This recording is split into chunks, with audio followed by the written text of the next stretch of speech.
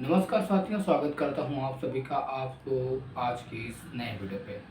तो दोस्तों, आज मैं RRB NTPC 2024 graduate and under graduate के सिलेबस के की इंफॉर्मेशंस को लेकर के मैं आज के इस वीडियो पे आप लोगों से बात करूंगा। तो वीडियो के लास्ट तक बने रहिएगा, तो मैं आपको फुल डिटेल और फुल स्ट्रेटजी बताने वाला हूं, जो कि आरआरबी एनटीपीसी 2024 की स्टूडेंट्स के लिए बहुत मोस्ट इम्पोर्टेंट ये वीडियो आज का होने वाला है। सो दोस्तों, करता हूँ सीबीटी 1 एग्ज़ाम्स के सिलेबस के बारे में हम बात करेंगे। और पूरा उसका दो तरह का एग्ज़ाम होता है, सीबीटी 1 और सीबीटी 2। सीबीटी 1 जो आपका होता है वो सिर्फ क्वालिफाइंग होता है और वो मेरिट लिस्ट के बेस पर होता है, ठीक है। और जो दोस्तों आपका सीबीटी 2 होता है वो भी मेरिट लिस्ट होता है, लेकिन वो क्वालिफाई नहीं, उसमें आपके मार्क्स जुड़ते हैं, ठीक है। और सीबीटी आपका जो थर्ड होगा, मतलब जो थर्ड स्टेज आएगी, वो आपकी डीबी होगी और डॉक्यूमेंट वेरिफिकेशन, और जो टाइपिस्ट की होती है उनमें अपना टाइपिंग वाइपिंग का भी प्रोसेस रहता है। अब दोस्तों मैं बात करूँ सीबीटी 1 एग्ज़ाम्स के सिलेबस की, तो सिलेबस क्या क्या होता है। तो दोस्तों आपकी मैथ जो होती है वो 30 नंबर की होती है, रीजनिंग भी आपकी 30 नंबर की होती है सीबीटी 1 में, और जो आपकी जीके जीएस होती है वो 40 क्वेश्चंस पूछे जाते हैं जीके जीएस में। दोस्तों टोटल अगर टाइम की मैं बात करूँ तो इसमें 90 मिनट मिलते हैं, और नेगेटिव मार्किंग बात करें तो 1/3 होती है। तो दोस्तों ये होता है सीबीटी 1 का।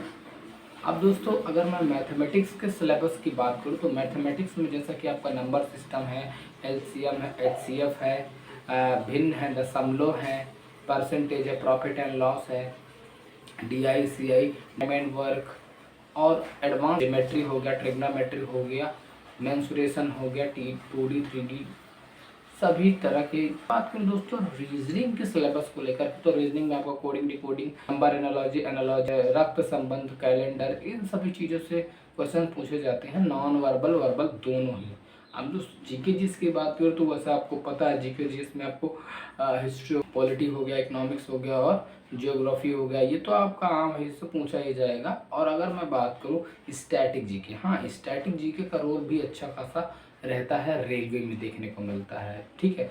जैसे कि आपके आर्ट एंड कल्चर से हो गए, क्लासिकल डांस, फोक डांस, मंदिर और त्योहार, बहुत सारे ऐसे हो जाते हैं। ऑथर बुक्स और खेल प्रतियोगिताओं से भी क्वेश्चंस आते हैं। करंट अफेयर्स का भी काफ़ी रहता है एनटीपीसी में। और मैं अगर बात करूँ साइंस के क्वेश्चंस को लेकर के, साइंस, जनरल साइंस आपकी जो कक्षा 10वीं तक की पूछी जानी है, यूपी बोर्ड या सीबीएसई बोर्ड्स है, उसमें आपका फिजिक्स और बायोलॉजी और केमिस्ट्री, इन सब चीज़ों का अच्छा खासा क्वेश्चन पूछा जाता है एनटीपीसी के सीबीटी फर्स्ट में।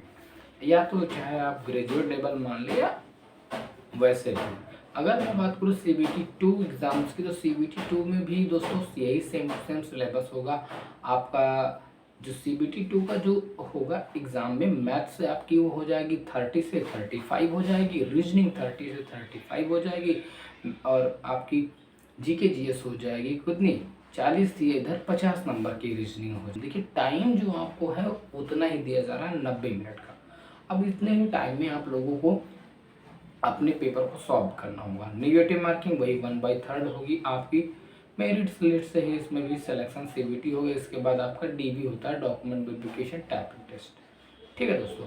अगर मैं बात करूं ग्रेजुएट लेवल में भी यही होता है, ग्रेजुएट लेवल का भी यही सिलेबस है। उसमें भी मैथ्स की बात करूं तो maths, percentage, profit and loss से पूरा जितना भी अर्थमेटिक और एडवांस होता है वो होता है। रीजनिंग में जो सीबीटी 2 का भी सिलेबस होगा। और अगर बात करें दोस्तों आपके एग्ज़ाम्स की जीके जीएस की, तो जीके जीएस भी वही रहता है आपका, हिस्ट्री हो गया, पॉलिटी हो गया, इकोनॉमिक्स हो गया, ज्योग्राफी हो गया, स्टैटिक जीके हो गया, साइंस में फिजिक्स, केमिस्ट्री एंड बायोलॉजी से हो गए, और करंट अफेयर्स का भी अच्छा खासा वेटेज रहने वाला है। तो दोस्तों आप लोगों को इस तरह से तैयारी करनी है, इसलिए मैं आज ये वीडियो बता दे रहा हूँ कि आप एक बेसिक स्ट्रक्चर बना के चले अपने दिमाग में कि किस तरह से मुझे अपने एग्ज़ाम को फाइट करना है, क्रैक करना है, मुझे कैसी स्ट्रेटजी फॉलो करनी चाहिए। जब आपको ये चीज़ें पता होंगी तो आप अपने एग्ज़ाम्स में अच्छा फोकस कर पाएंगे कि आपका सिलेबस क्या है, आपको कहाँ पे कितनी चीज़ें पढ़नी, कितनी स्किप करनी है। ठीक है, ये मोस्ट इम्पोर्टेंट होता है आपके एग्ज़ाम्स को लेकर के। अगर मैं बात करूँ दोस्तों आपके लगभग एग्ज़ाम्स की डेट तो अभी कोई अनाउंस नहीं हुई है, लेकिन जनवरी फरवरी के बीच शायद करवा सकते हैं एग्ज़ाम। ठीक है, और दोस्तों अगर इसके नोटिफिकेशन तो अभी चल ही रहे हैं, फॉर्म अप्लाई करिए आप जा करके। अगर कोई प्रॉब्लम्स आती है तो आप लोग इस वीडियो पे कमेंट में बॉक्स में उसका भी एक वीडियो सॉल्यूशन ला दूंगा। हाँ, बहुत सारे स्टूडेंट्स ये होते हैं कि कहाँ से पढ़ें, ये बात दिमाग में बहुत आती है। देखिए, मेरे कहने का मतलब, देखिए आजकल तो क्या है कि ऑफलाइन और ऑनलाइन तो दोनों ही रिसोर्सेस अवेलेबल है। तो आपको जिससे बेस्ट लगे, बेटर लगे, जिस टीचर से बेटर लगे, आप मैथ्स किसी और टीचर से पढ़ते हैं, रीजनिंग किसी और से पढ़ते हैं, जिससे आपको अच्छा समझ में आए आप उससे पकड़िए और उसको पढ़ना शुरू कर दीजिए। ठीक है, बहुत सारे बच्चों का ये भी होता है कि सर क्या होता है कि हमारा मैथ्स वीक है। तो मैथ्स देखो वीक सबका होता है, ठीक है, सबका वीक होता है, लेकिन आपको स्ट्रांग करना पड़ेगा। उसके लिए आपको डेली प्रैक्टिस, और जो आप जिस टीचर से पढ़ते हैं आपको उसको पढ़ना पड़ेगा। पढ़ने के बाद उसमें प्रैक्टिस करनी पड़ेगी, और practice he most importance of the every students. तो मुझे लगता है कि आप लोग ऐसे ही करिए। रीजनिंग के लिए तो मैं कहता हूँ आप कहीं से भी किसी टीचर से पढ़िए, ऑफलाइन ऑनलाइन, और प्रैक्टिस कर दें। जीके जीएस के लिए जितना हो सके आप लर्निंग प्रोसेस करें, स्ट्रैटेजी के लर्न करें, जितना भी पढ़ाया जाए उसको रिवाइज करें, तो मोस्ट फिट है। और इसके बाद आप मॉक टेस्ट, हाँ मॉक टेस्ट आप देख सकते हैं। मॉक टेस्ट में अगर आपको देना है तो अगर आपको फ्री ऑफ कॉस्ट मॉक देना, तो मैं एक ऐप का नाम बताता हूँ जैसे एग्ज़ाम मोकर, उसका भी लिंक डिस्क्रिप्शन में है। इस तरह का एप्लीकेशन है, जाकर उसको डाउनलोड कर लीजिए। चेकआउट के इसमें आप SSC, bank, railway, police, UPSC किसी भी एग्जाम की तैयारी करें तो फ्री ऑफ कॉस्ट आपको मॉक मिल जाते हैं। ठीक है दोस्तों, करंट अफेयर्स भी आपको यहाँ पे मिल जाने वाले। तो आजकल ऑनलाइन रिसोर्सेज बहुत हैं।